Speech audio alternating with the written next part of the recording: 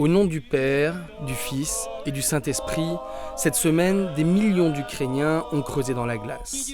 Pour s'immerger dans les rivières et dans les lacs gelés, une façon de se purifier le corps, mais aussi l'esprit.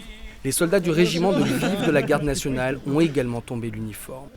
C'est génial, énorme, c'est de l'eau bénite, avec ça rien de mal ne peut arriver.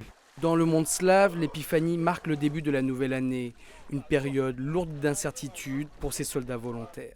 À l'est du pays, le cessez-le-feu n'est pas appliqué depuis le 1er janvier. Dans les combats avec les pro-russes, une dizaine de combattants ukrainiens ont été tués. Mon souhait pour cette année, rentrer à la maison en vie et en bonne santé. Retrouver ma famille et mes proches. Par-dessus tout, j'espère que la guerre va s'arrêter, que la paix va revenir.